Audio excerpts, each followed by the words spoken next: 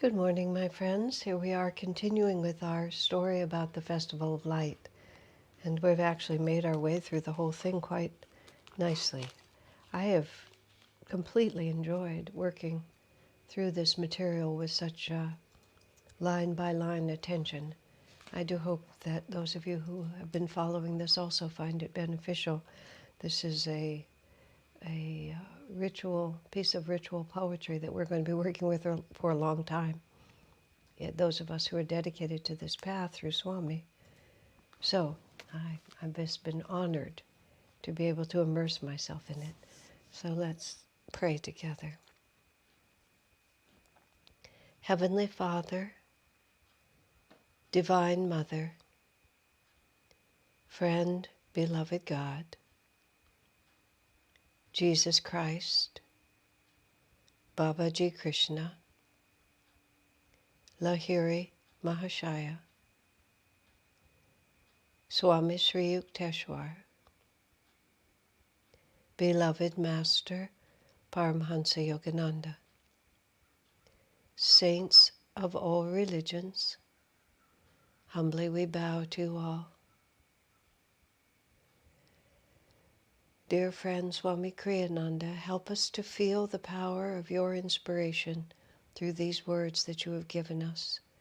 Show us your intention through our own intuition, that we may use these words as an entry point into deeper states of divine understanding. We are your children. Guide us and bless us. Om peace. Amen.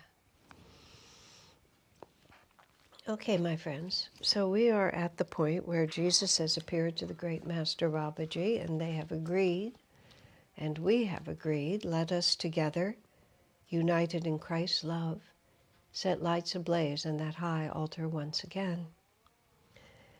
And so then, the festival states, thus a new ray of light was sent to earth through the great masters of this path. So Swami's giving us a little bit of a historical context here. It was at the behest of Jesus, and it was Babaji and Jesus working together in the spirit of Sanatan Dharma and self-realization that resulted in the descent of these 5 gurus. Thus, a new ray of light was sent to earth through the great masters of this path. I was talking to a group of people over the weekend about Jesus and Babaji, and the question was raised, when in chronological time did that meeting take place? Well, I've never asked Swami the question, and I wouldn't be able to say one way or another. Such a meeting takes place outside of the realm of time, so it all gets a little beyond my pay grade to be able to describe the whole thing.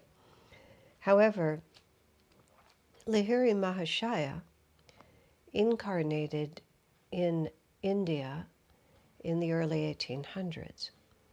And what's interesting is that between 1700 and 1900 of our chronological timing was the transition period from Kali Yuga into Dwapara Yuga. And Dwapara Yuga began proper in the year 1900. This is all, again, according to Sri Yukteswar's telling of the story.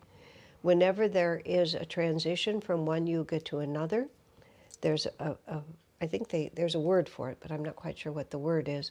But there's a transition period that the length of the transition period is proportional to the length of the yugas. And the nice thing about the ascending yugas is that the ascending yugas get progressively longer. So the higher ages are longer than the lower ages. But the transition between Kali and Dwapara ascending is 200 years. So from 1700 to 1900, the groundwork was being laid for the advent of Dwapara Yuga proper. And this is an interesting point because if you look at the development of society, not in a spiritual way only, but just in terms of technology and just the complete changing of the age. Just everything that we consider to be modern society began around 1900. I mean, in 1900, people were using horses. By the end of that century, we were using airplanes and had taken a rocket to the moon. That's a pretty large shift in the course of just one century, because all this new energy was coming in, so these new realities were beginning to happen. Swamiji points out, too, it's not really that the creation itself is different, it's that man's ability to perceive the potential of creation is quite different. Swami's father, for example, was an oil geologist, and he was stationed in Romania, which is how Swami came to be born and raised in Romania. And the oil that his father was responsible for developing and distributing and refining had been seeping up out of the ground in Romania for forever. But no one perceived its energy potential until the age of energy began.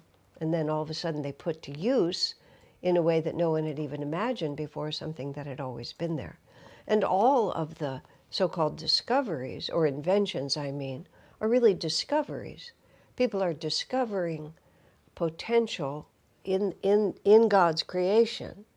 And the potential was always there, but it wasn't perceived until the energy rays coming to the planet awoke in man's consciousness enough to be able to perceive it.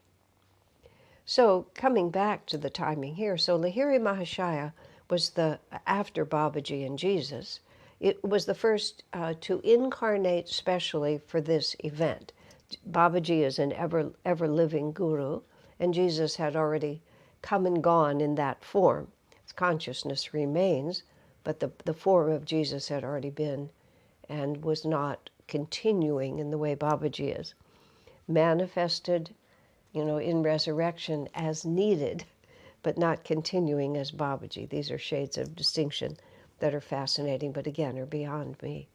But the deliberate incarnation for the sake of this Yuga transition was first Lahiri Mahashaya, then Sri Yukteswar, then Paramhansa Yogananda.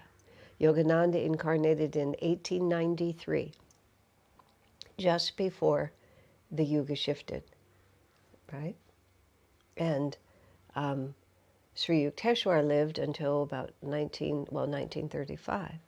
So he lived into the beginning of Dwapara. So the timing, if you want to think of it, is like that.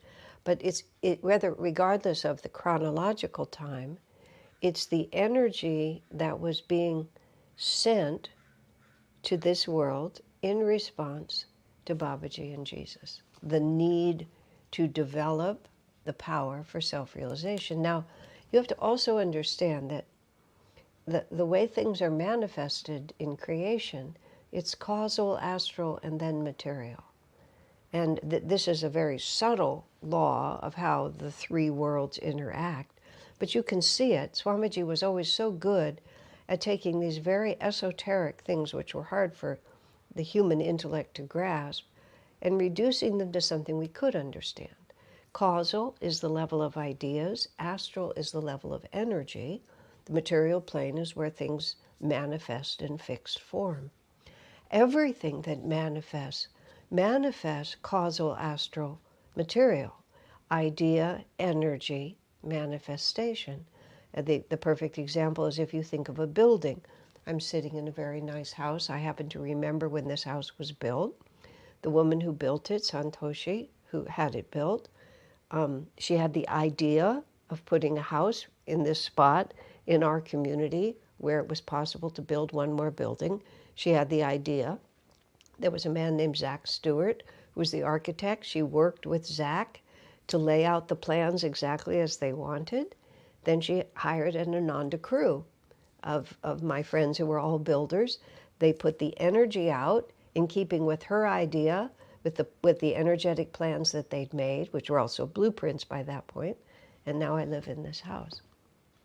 So everything that manifests, if you think of it, just even like that, how much energy and force has to go out first, even before you start the manifesting process, just to get the pulse, the shift, the vibration moving. So the idea comes from the astral, from Babaji and Jesus, that we need to create a force of divine energy in order to bring Dwapara in and also to plan the salvation of this age.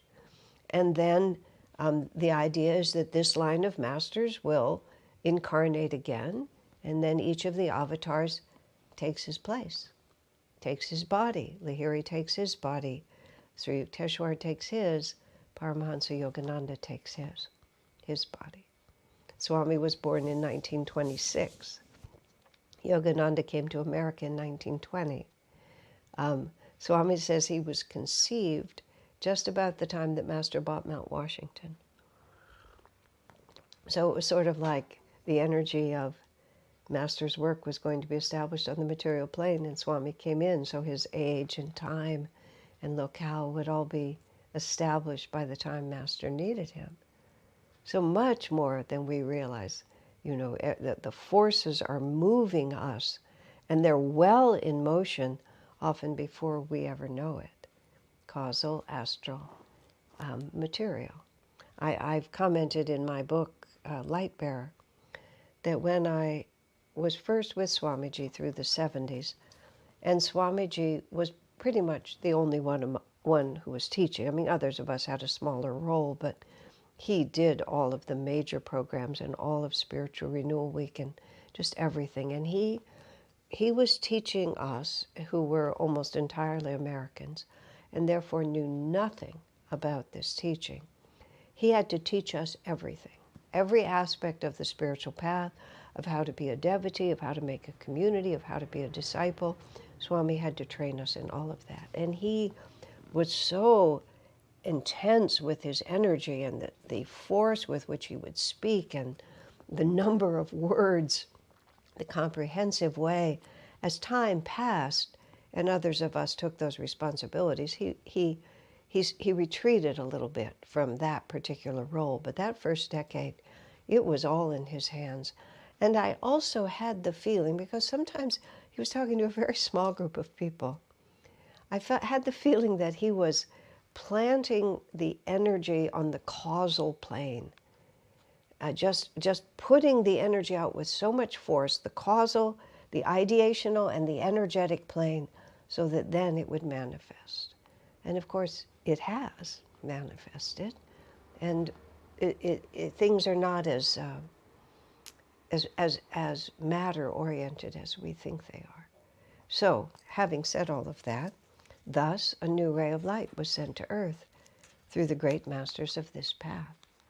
It's just, this is again where a liturgical ritual like this has energy and implications for our life experience, which is much more than we may realize. That seems like an obvious sentence. Thus, a new ray of light was sent to Earth through the great masters of this path. But when you really stand back and think about the progression of the incarnation of those masters, and it being a new ray of light in the sense that we are transitioning from Kali to Dwapara, and that Jesus and Babaji have planned the salvation of this age, and this is what this ray is.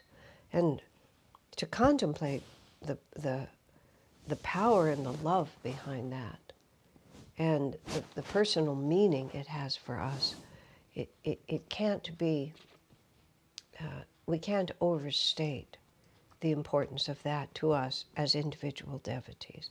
And since this ritual is part of the Ananda liturgy, the idea at least is that everyone who's engaged in this reality is engaged on this level for these reasons. So now then comes an extraordinary few lines from Swami. Greater can no love be than this, from a life of infinite joy and freedom in God, willingly to embrace limitation, pain, and death for the salvation of mankind. So now we're talking about the compassion of the avatar, because all of us incarnate not from free choice. We incarnate because we have unlearned lessons. That's what karma is. Karma is something we don't already understand about what causes happiness and what causes suffering. This is how Master defined the science of religion. Everyone wishes to experience happiness and to escape from suffering. And karma is something we don't know about how to escape from suffering and experience happiness. So we get to have life experiences, not merely get to. We are compelled to have life experiences that will teach us these profound truths. And everything that we call suffering, which is, without any modification, is often terrific suffering, terrific in the horrific suffering. Because in some way, we have something we have to learn about the power of bliss within us. And sometimes the challenge to that bliss has to be very, very intense for us to rise to the level of understanding that will give us complete freedom. These are very difficult mysteries about life. And I don't speak about them in a cavalier way. Oh yes, we suffer so that we can learn. No, it's not cavalier. It's a very profoundly and deeply challenging reality that we have to face. But we are compelled by our own higher longing for the perfect freedom and the perfect joy that we know is our own nature. We are compelled to face into our unlearned lessons. So we can only stay in the astral world, for example, for a certain amount of time before the compelling force of those unlearned lessons will simply magnetize us into a new material form.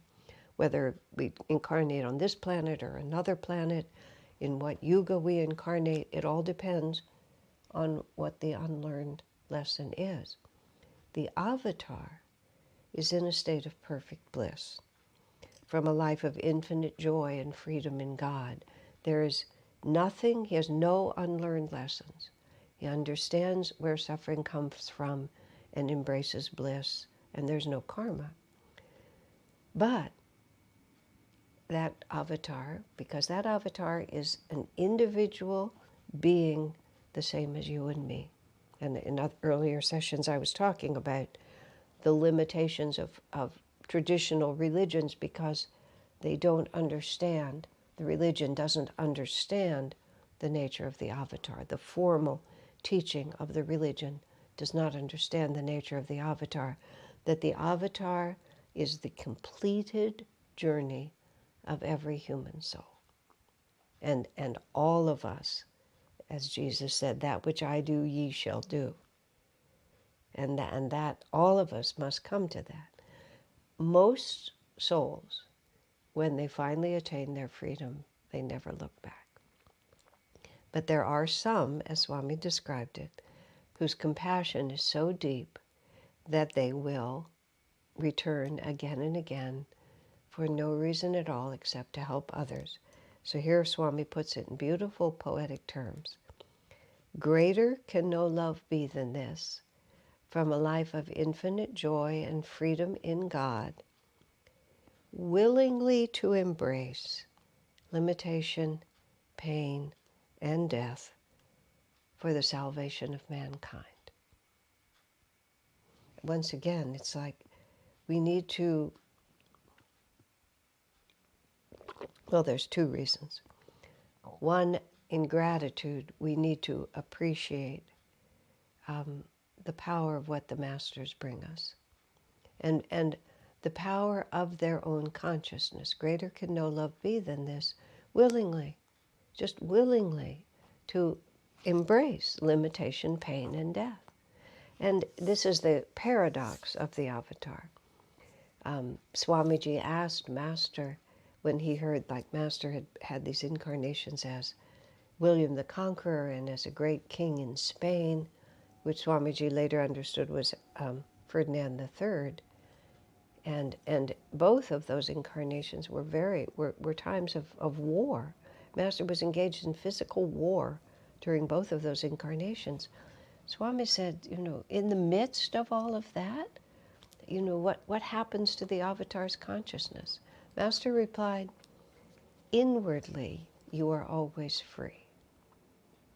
But it was just an interesting answer because the avatar has to live through the plot of the story, which is betrayal and disappointment and perhaps human suffering and compromise with the ideals and seeing people, like in the life of Jesus, reject what you have to bring, and watching people make choices that will cause them to suffer, and recognizing even more than they do what they're setting themselves up to experience. These are all the limitations and the pain that the masters have to experience once they take human form, and they do it for only one reason. Greater can no love be than this, from a life of infinite joy and freedom in God, willingly to embrace limitation, pain, and death for the salvation of mankind.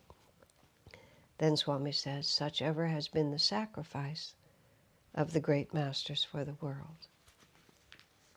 So now, and here's the interesting part, because the next line says, here then is the fourth and last stage of the soul's long journey through time and space, the redemption. So what he has just described as this great selfless love, this willingness to disregard one's own position because one's only concern is with helping others, Swami describes as the fourth and last stage of the soul's long journey. So it's not as if any of us will settle for less. Now, as I understand it, not everyone becomes an avatar. But this level of freedom from self-concern is the fourth and last stage. Swami calls it the redemption.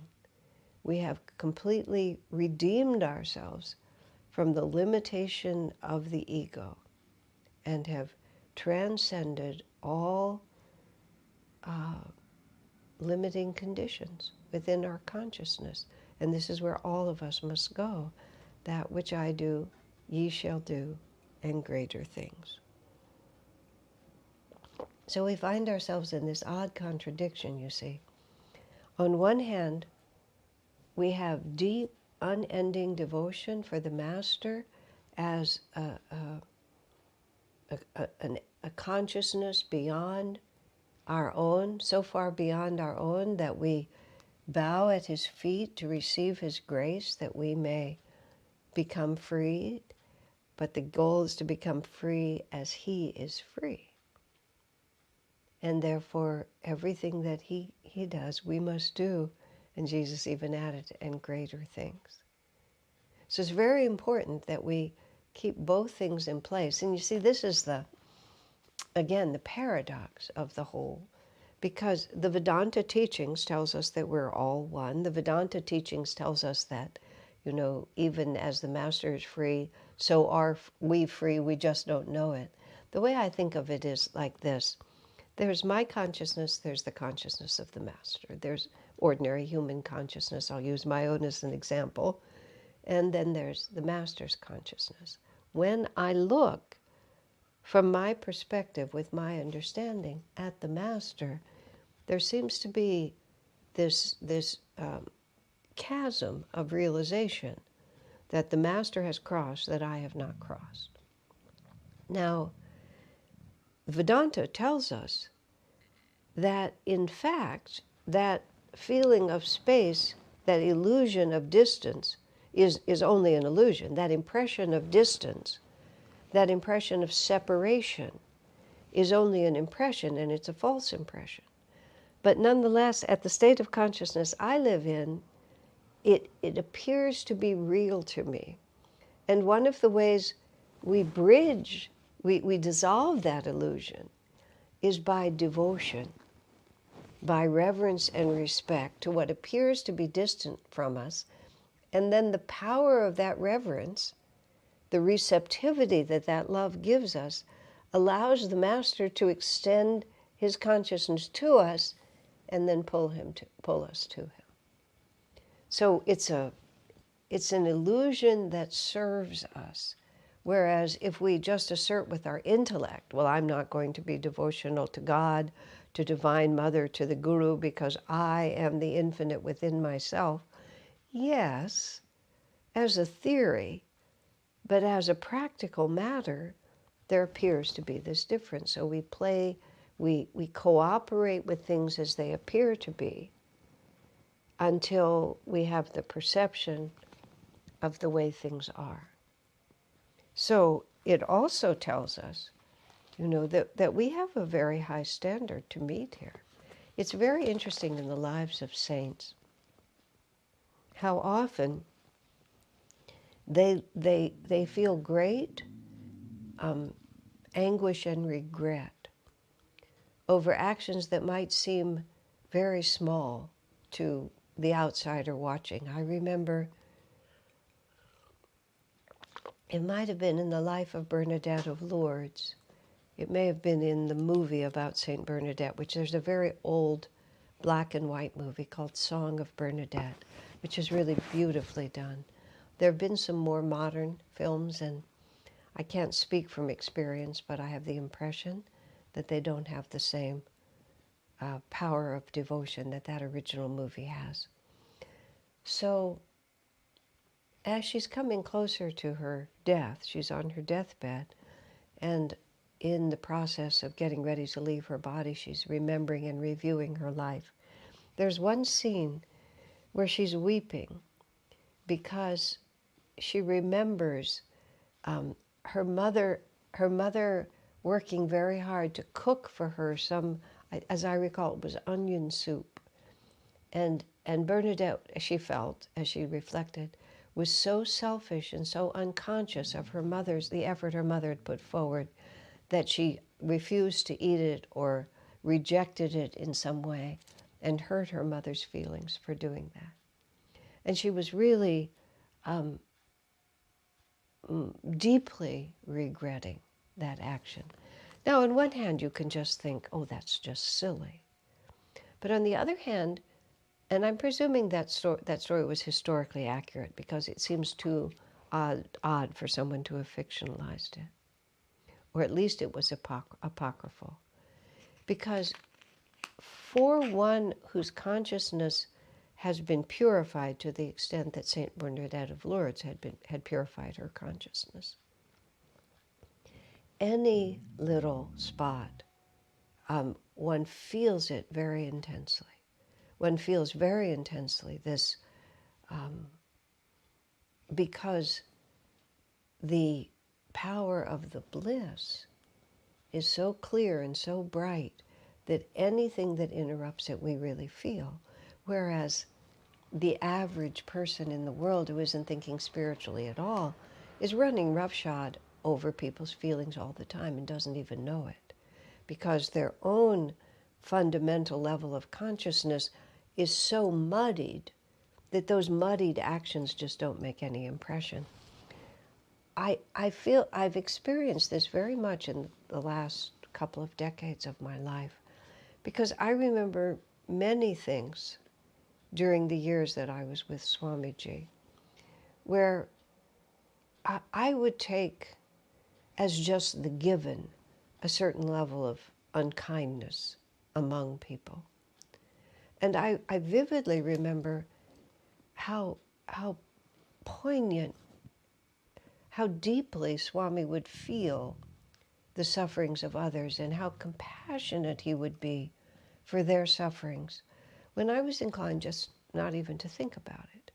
But as my own life, as I've progressed in life and have suffered more myself, I find myself